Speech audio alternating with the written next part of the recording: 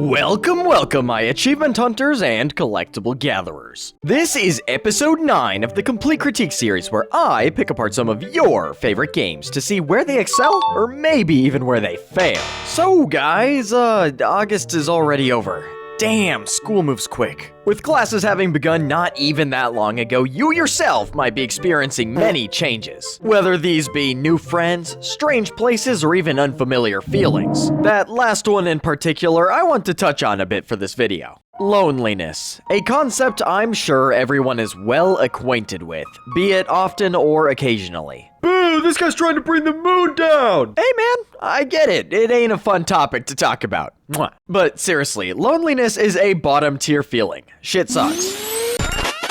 Sometimes it might feel like being excluded from the world or confined in a box. However you wish to describe it, you understand the impact it can have. You might even be left with a single question. What the hell does this have to do with cute anime girls? Everything, bro. Everything. After all, loneliness is frequently accompanied by a delve into fiction, embracing a false reality to help us forget about the stressors back in the real one. And video games are an example of one such escape. The Non-Existence of You and Me is a short visual novel by the developer Fontainebleau that wears the mask of a dating sim. Oh great, what's he gonna say next? That it's a psychological horror game? Surprisingly, no actually. Kinda. Despite it having tags that say otherwise, it can hardly be considered a horror in any sense, but I'll expound upon that further later in the video. Rather, this is a philosophical experience that aims to tackle social topics, including that of love. Love towards the world, love towards others, but most importantly, love towards the person interacting with it all. A silly little vessel you might know as you. Now, there's plenty to talk about with this seemingly simple game, so let's not waste any more time. I'll be critiquing 8 non-existent categories for our lovely girl beyond the world. These, of course, being storyline, gameplay, characters, enemies, locations, aesthetic, music, and content. You may have also noticed that I left the enemies section blank, and you'll see why once I get to that part of the video. Without further ado, let's completely critique the non-existence of you and me. Halt, weary traveler! This is an analysis and not just some layman's review. Meaning there will be plenty of spoilungas ahead. You have been warned.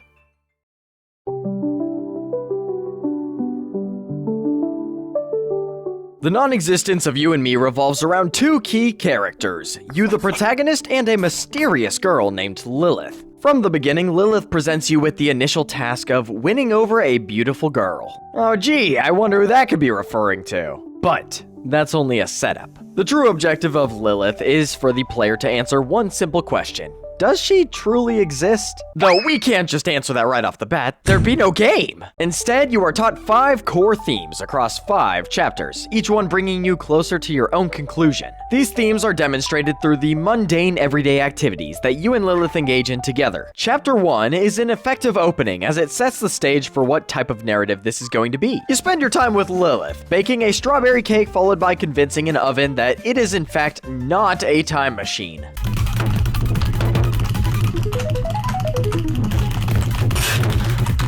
An amazing Steins Gate reference aside, I want to take a closer look at the interactions with Lilith herself. The protagonist eventually presses the girl about her identity because what else are you gonna do when a random chick breaks into your house? You're provided some dialogue options to express what you think she might be. A spirit from beyond, a nagging mom, a murderer.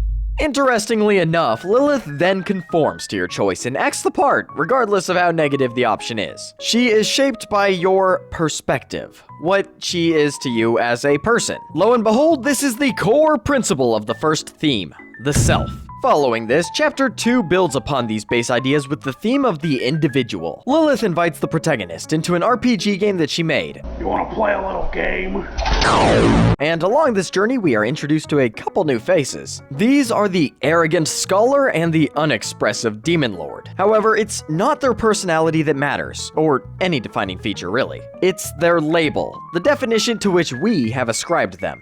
The two lack any real names, and their personalities are shaped by the stereotypes associated with their respective titles. I like how Lilith describes these definitions as both a freedom and a limitation. A freedom because the subjects to which we establish labels are therefore brought into existence as something tangible, something we can grow to understand. Yet, simultaneously a limitation, because by defining things a certain way, we accept that it cannot be any other. And we see this ourselves. I didn't convince an oven in Chapter 1 that it wasn't a time machine purely for the love of the game. Okay, maybe I did, but still, we only did so because we understood that the two are not the same. An oven, regrettably, cannot become a time machine. Aww.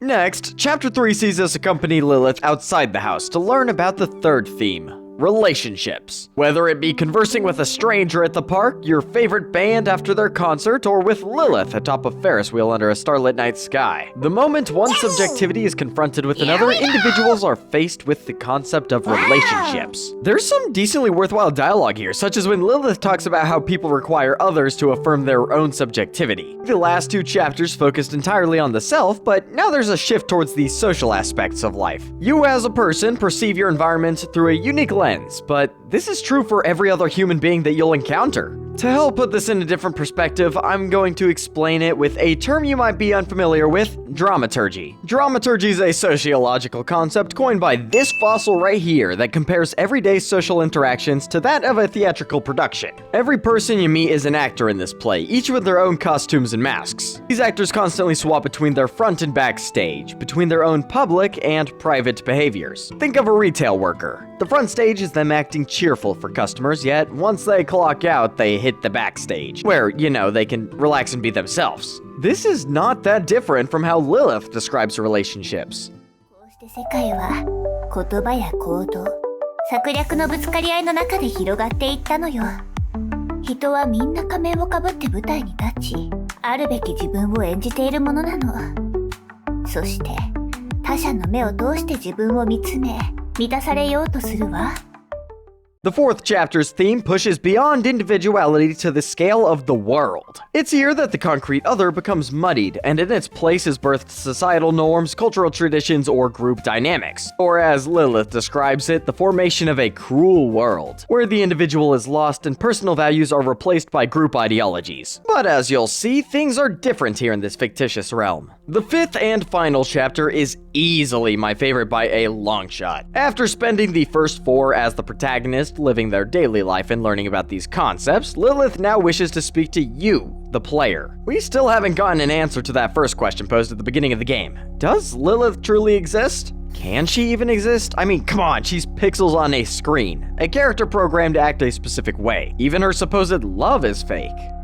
Right? To my surprise, Lilith responds in an unexpected manner. I am no stranger to 2D game characters doing fourth wall breaks. I mean, there's an entire genre of that very trope, but in the non-existence of You and Me, Lilith never, not a single time, tells you that this is anything other than a game, that she is anything other than fake. It's established from the start that she recognizes her role as a game character. No reveal that she gained sentience, no escaping the confines of the game, and no promises to become real. In fact, it's precisely because of her coded character settings that Lilith believes her love for you is far more true than anything else. She has no alternative motives, no mask to wear, just herself. Just Lilith. It's a pure love that means she'd even throw away her own subjectivity for you. A girl that is both beyond the world, yet within the world. Existing for you, outside the game, though existing virtually within it. What I really want to applaud the developers on is the fact that Lilith avoids convincing the player that she is a conscious entity at all. Hell, there's even one point where Lilith outright hopes for you to eventually move on to the physical real world. So yes, Lilith exists as long as your subjective self affirms it as such.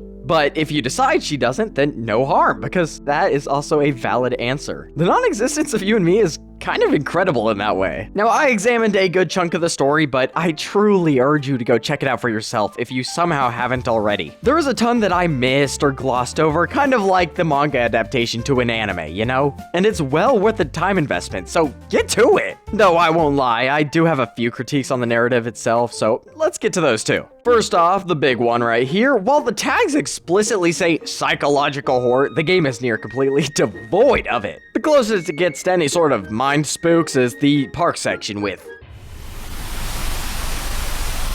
Wait, That's me! Yo, thanks for covering my shift in the park today, man. Hugging the entire bench 9 to 5 every day gets exhausting, I tell ya. Same time next week. Also, the philosophical content, if you want to call it that, is rather surface level and takes little critical thought to understand. That bluntness, though, could be seen as an advantage. As opposed to leaving the subject matter itself up to interpretation, the game asks you to instead interpret how you would utilize the material provided.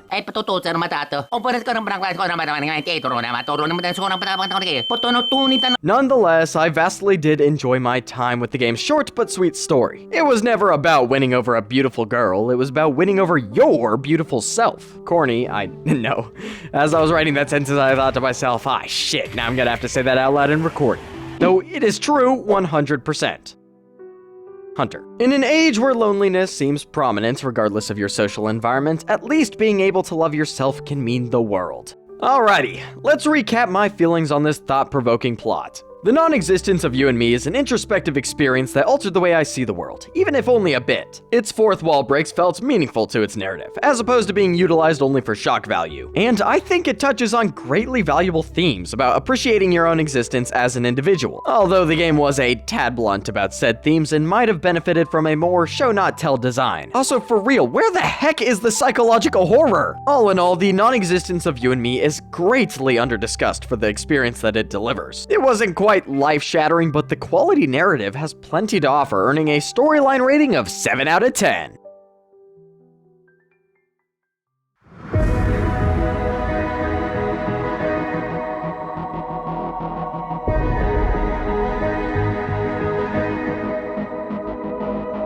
When mankind had sparked their first flame, their next step was certain.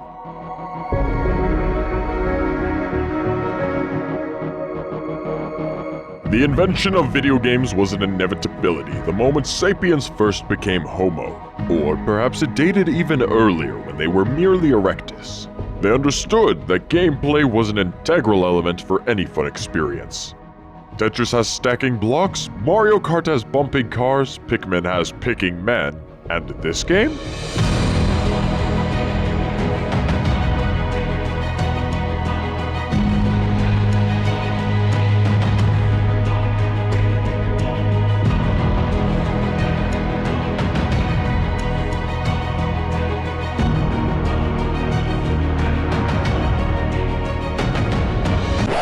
It's just a visual novel, where you can only point and click on text boxes.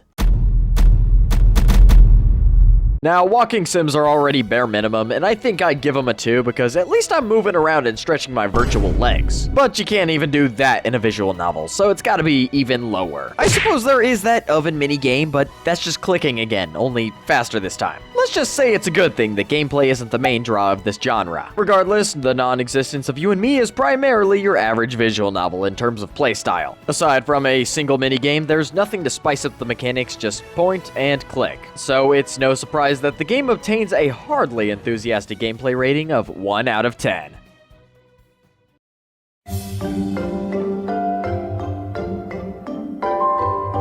I'm just gonna put it out there that this game is literally a dude alone in his room talking to the various voices within the confines of his cranium. So thank God that those voices are personable. You like men. What? That's not true at all. They'll never believe you. Man, I really need to lay off the whimsy pills. Maybe pick up a manga. Boy, did you just say MAGA? You in here for writing Trump x Elon fanfics too? Huh? Oh, sorry, I don't really do the whole politics. I've been thinking about spicing things up. We need a love triangle. What are your thoughts on Biden?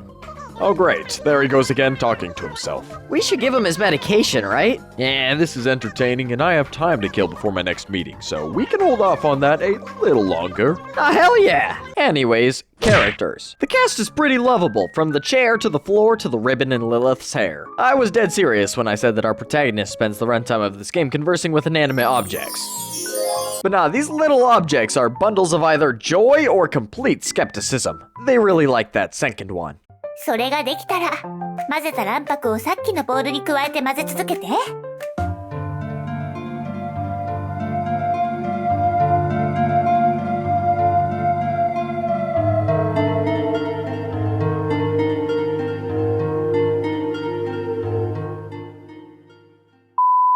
Setting aside the everyday furniture, there are 4 human characters. Starting with Sartre and Foco, the duo introduced in Chapter 2, their personalities or character traits are basically as flat as cardboard.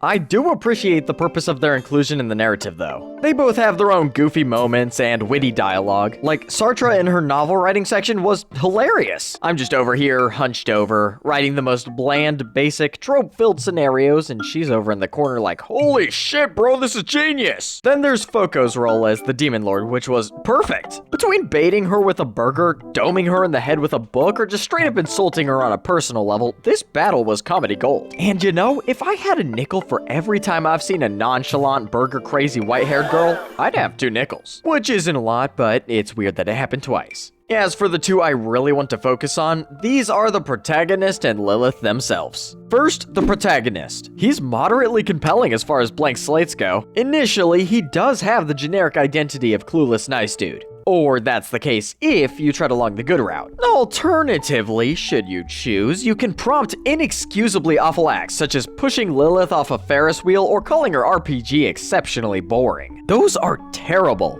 but what takes the cake is forcing Lilith to eat that very thing off the ground after she drops it. This must be what they call getting one's just desserts. Though by far my favorite moments with the protagonist were uncovering more about his life before the game. Throughout the first half of the story, you receive scraps of info regarding who the main character is and their current situation. Before baking the strawberry cake in Chapter 1, Lilith brings up how it's been a while since you've last eaten. That on its own is a bit of a throwaway statement. But couple that with Chapter 2's mention of him sleeping 10 hours straight, or Chapter 3's apparent fear of the outside world, and it becomes clear. The protagonist is deeply depressed, to the point where he casually mentions self-endangering thoughts to a stranger at the park. He is fighting on the ropes against unnamed external pressures, be that societal expectations, romantic troubles, or general anxiety. It could be anything, yet that's not the point. This isn't only a game about the struggles of life, but of overcoming these struggles and learning to love the world. To love yourself again, as I've said. Much like any other narrative themes discussed, the game is upfront with topics of mental health. It doesn't take a licensed psychologist to tell that the protagonist isn't in the best headspace. Through Lilith, we can see that he is ridden with doubts, skeptical of others' motives, and is lonely. After all, that's why Lilith has appeared in the first place. It wasn't mere happenstance. To understand who, or frankly what Lilith is, we need to first talk about tulpas. A tulpa is a personality, or thought form that is materialized through consistent conscious effort from the individual. Or to simplify it, think an imaginary friend with their own autonomy. As for why I bring this up, Lilith is a tulpa. She was created in order to provide companionship that the protagonist was in dire need of prior. I actually really like the parallel being drawn between the player and the protagonist. Despite us being from the real world and them from one of fiction, Lilith is similarly fake to both of us. For me, she's a video game character, and for the protagonist, she is a tulpa. It's an intriguing situation for sure. Moving on to Lilith's character and personality, I think she was written well. It's no wonder that the people who've played this game love her character. She's introspective, encouraging, benevolent, attentive, and compassionate. The ideal embodiment of pure love. However, this purity comes at a cost, as Lilith will go any length if it means helping the protagonist in their healing process. In the bad end, this means accepting her death itself if that's the player's ultimate choice. Of course, her being a manifestation of the protagonist's mind forces such a tragic fate upon her. Though this is a preferable alternative to a woman that kills in the name of love.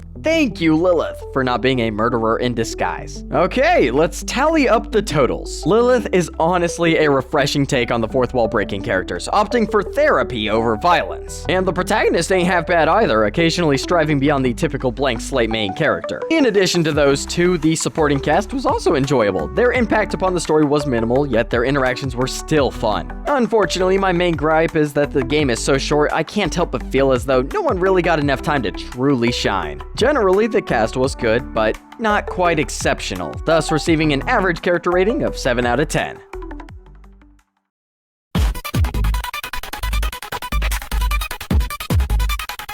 So, we wrapped up talking about the characters and how they're eternally all trapped in my head. But what about the enemies? Here's the thing, I have no enemies!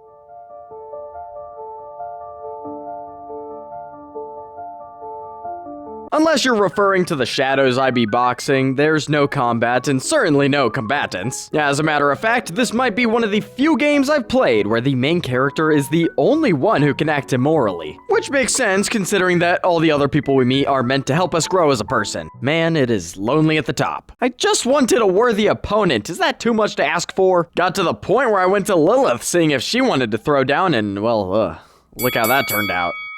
With that in mind, I've come to the grand conclusion that the non-existence of you and me is devoid of traditional enemy encounters. It may not be sunshine and rainbows, but the game still receives an enemy rating of not applicable.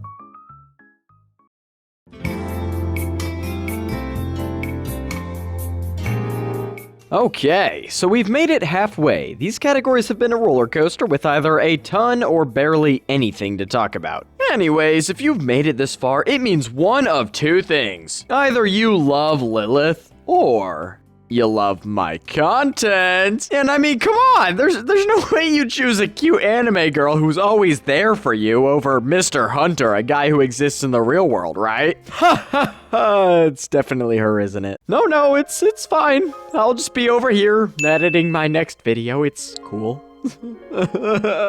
Subscribe or I'll sick my tulpas on you.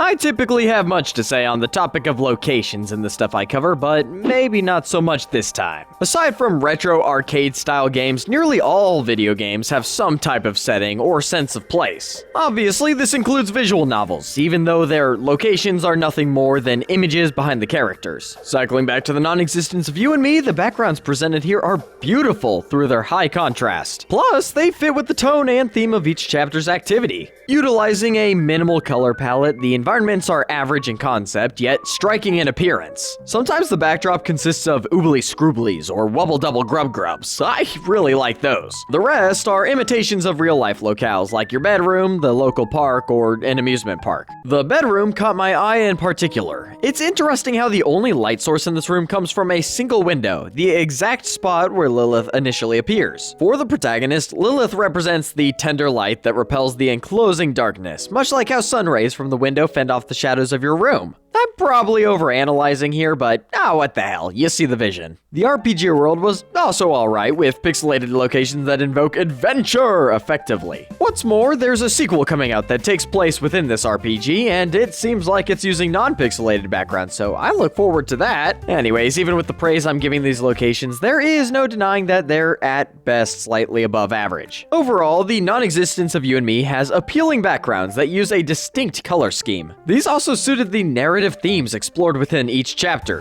However, the locations weren't too impressive in terms of composition and felt somewhat limited by that very color scheme. This leaves the game with an acceptable location rating of 5 out of 10.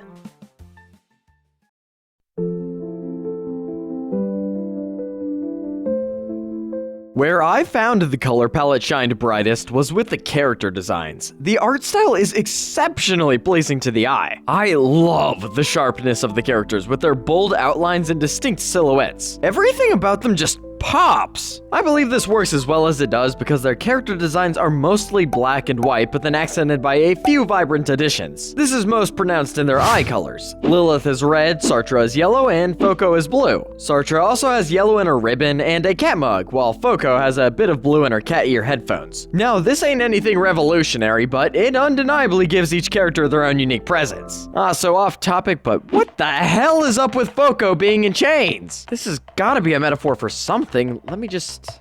got it! A lone girl forced to suppress her emotions in light of a cruel world. Some view her as a demon lord, others a diva lord. But there's still a yearning within, a boiling, beating heart that wishes to break free from the frigid shackles. Yet this is a future that will not come to pass due to the oath she had sworn. Her promise to be a fucking keyboardist for a band that'll tank in 5 months tops. Insert wolf ripping off shirt, insert Goku chained up, and there you have it. Okay, yeah, sure, call me delusional. You're just jealous that... There he goes again. Alright, that's enough. Let's get the man his meds. Furthermore, this game has great character expressions. One thing I really noticed is that Lilith's facial expressions change mid-sentence while she's talking. I'm honestly baffled that I don't see many visual novels do this. It's a tiny implementation, but makes the character seem much more alive and interactive. I mean, do you see me over here changing my expression only once per sentence? Don't answer that. Before I talk about my next point, I want to say that I am a subscriber to the idea that quality visual novels require event CGs. Okay, require is a bit intense, but they really do enhance significant plot points within the story. And if you're someone who isn't familiar with the format of visual novels, CGs are unique illustrations created specifically for the moment being shown. Typically, a game has alternating sprites in front and a static background in the back, but CGs combine these two elements. So instead of this, we get something a little more memorable. In any case, the CGs in the non-existence of You and Me are really nice. There are scenes that emphasize a few of Lilith's core character traits or others that reflect the importance of the conversation at hand. And then there is Lilith in a nurse outfit. Trust me guys, this one is integral to the plot. No, I'm not feeling things, you're feeling things. The illustration for the epilogue was probably my favorite. After completing the good ending, all that's left is you and Lilith, waiting around while a new playthrough is in the process of being created. I appreciate the spatial positioning here, as you are not across from Lilith this time, you are beside her. Since by this point, Lilith has taught the player everything she wanted to, the two can finally relax and simply talk as individuals. It's a serene retreat broken up by occasional banter, an amazing moment of contemplation in between routes. The bad end CG was equal parts stellar. Upon deciding that Lilith does not exist, the player takes it into their own hands to erase her from this world. It's tense, it's dramatic. The crimson background fragments as her reality comes to a close. Broken shards cutting away at her flesh. Soon enough, the life drains from her eyes, and she promptly vanishes. This scene was rough, to put it lightly. There's no music, and the only sound that can be heard is your grip tightening around her neck as she struggles to speak. Let's just say it's a good thing that I don't think there are any laws concerning tulpas. Just kill the man! Looking back, the stylistic choices of the non-existence of You and Me was originally what drew me to this game. The character designs are gorgeous, with monotone palettes accented by the slightest use of vibrant color. Sprites for the characters were also surprisingly dynamic, changing mid-sentence to match the words being said. Unfortunately, the backgrounds weren't as interesting, being either abstract pieces or realistic images with a filter. Also, this game could have benefited from text boxes since the words blended into the monochromatic backgrounds at times. Though, the CGs were all around quite good and positively impacted those more emotional moments. I think the non-existence of You and Me struck an eye-catching art style, and am excited to see where they take it in the future. But for the time being, the game earns my vote of confidence with an aesthetic rating of 8 out of 10.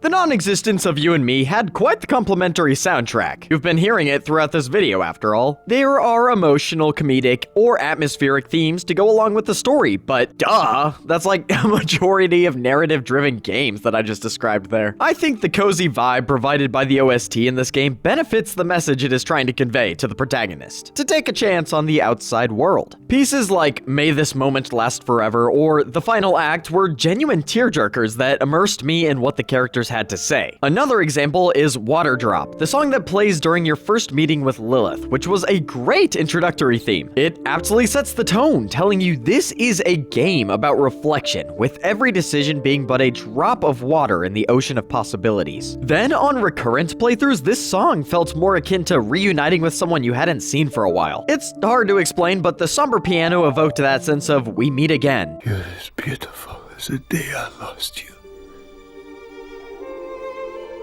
On the flip side, there were also off-putting tracks like Sweet Trap or Doubt that instilled dread and uncertainty. The music is the only aspect of this game that I can confidently say felt like psychological horror. Crisis Beyond the World was my favorite piece in this entire game. Yes, even more so than comforting or emotional ones. This theme was most prominently played during parts of the story where the protagonist interrogates Lilith on the truth of her existence. The reveal of what is written inside the Black Notebook, along with this song playing playing in the background was an exceptional moment. The jumpy notes mirror the suspicion, the fear, the distress that the protagonist is being overwhelmed by. It's an existential moment. Does she exist? Does she not? And while you are stumped on that question, here's the Demon Lord theme.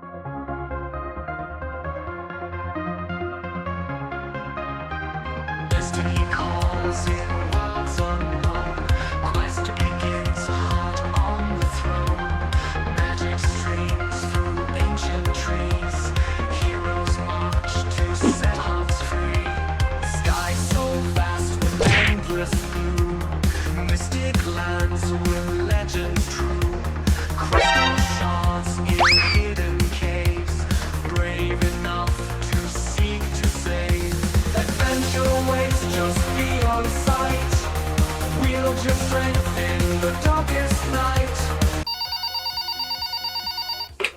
Yo, what's the word, hummingbird? Huh? They used what now? Ahem, it comes with great regret that I inform you, the Hunter Council, that this song was made possible with AI. This is an outrage! Fucking clankers. I hate Genshin Impact! I love the enthusiasm, guys. Hunter number 5, though, you're out of line. To specify, it just says that there was collaboration with AI, so I think we're in the clear.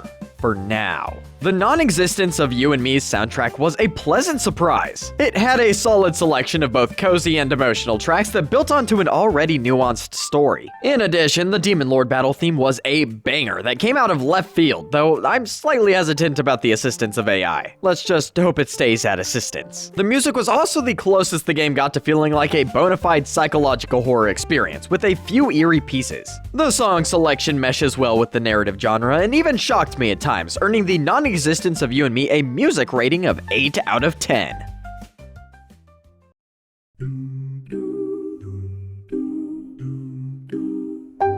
The non-existence of You and Me is honestly pretty short. I'm talking like maybe an hour long levels of short, so it's imperative that there is at least some semblance of replayability there. If you got a 100-hour plus game, then sure, replayability is less integral, cause ain't no way in hell are you gonna catch me doing all that over again. But if it's 1 to 3 hours in length, then I am totally for playing through multiple times to enjoy everything the game has to offer. Fortunately, the dialogue options combined with 3 unique endings gave me that incentive to revisit the lovely Lilith and all her, Tulpa-ness. I can't take this anymore. I need to get something off my chest, guys. The word Tulpa sounds so weird. Granted, plenty of words sound whack, but why's this one gotta sound like some type of lethal growth on my body? I can just imagine going, God, this can't be... it seems as though a Tulpa has begun growthing on my dominant ass cheek.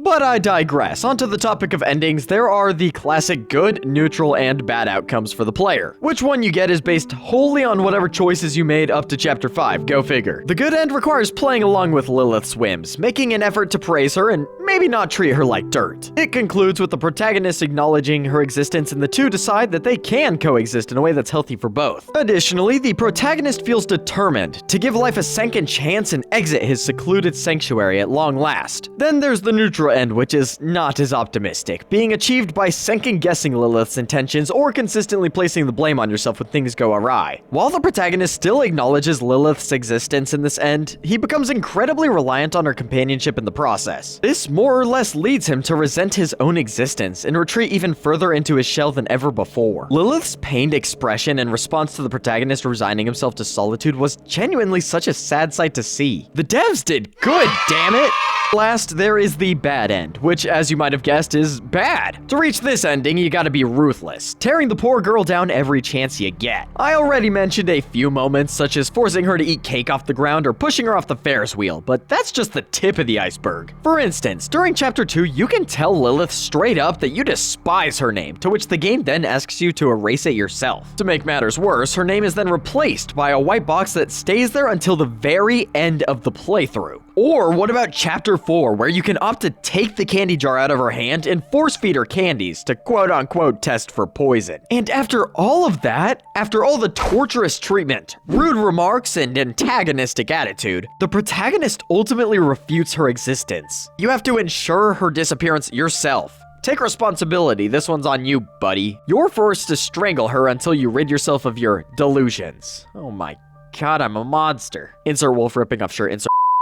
These 3 endings are about a minute or 2 long, but their impact is felt. Another fine detail is that the title screen alters its appearance to reflect the ending you got. The good ending uses Lilith's Wonderland epilogue CG. The neutral ending shows Lilith on her signature thinking couch, and the bad end removes her existence entirely. I love games where your decisions matter, and this one has that. Plus, for the scroungeable price of $2, sign me up. And while you're running through, frantically trying to reach that desired ending because somehow you, yes, you, got Lilith killed on her first run through, why not try to do some achievement hunting? That's sure to soften the blow from your prior heinous actions.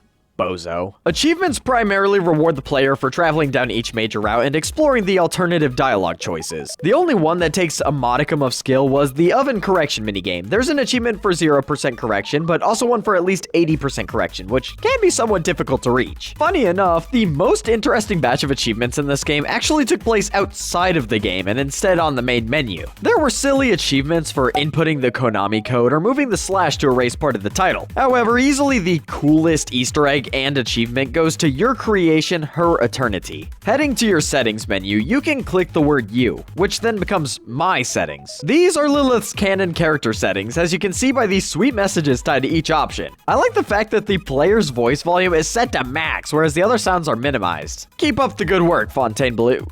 Hold up a damn second. Why is your name different? You can't just up and rebrand while I'm in the middle of writing a script? Curse you, OXO Real Studio! I will continue supporting you guys out of spite from this day forth. Prepare yourself. Anywho, to the ratings! The non-existence of You and Me has a medium amount of substance beyond a single playthrough. Replayability is more than present between dialogue choices that matter and 3 separate endings to reach. In addition, there are achievements that reward you for exploring every aspect of this experience. Though aside from said achievements, there aren't any collectibles or special unlockables to obtain. Not to mention how short a playthrough is, coming to be an average of 1 to 2 hours for the first run and even less for repeated ones. The non-existence of You and Me is unquestionably worth the price, but it's short in both length and extras, getting a below average content rating of 4 out of 10.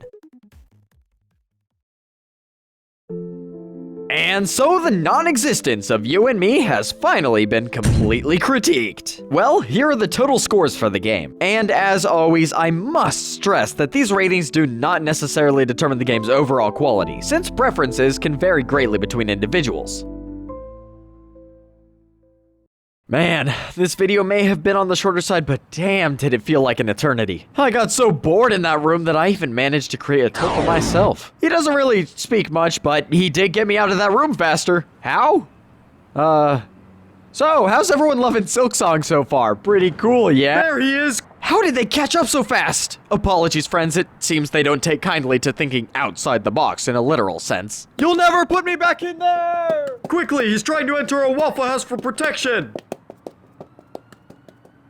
Remember to take some of the time out of the day to love yourself. Life is difficult, but it's worth it. Just look at me. I'm literally imaginary, but that doesn't make me any less real. It doesn't matter whether you or I exist, it matters what you do with that existence. So go forth, human, enjoy today like tomorrow is never arriving. I am going to go help Hunter escape the authorities now. Have a blessed day.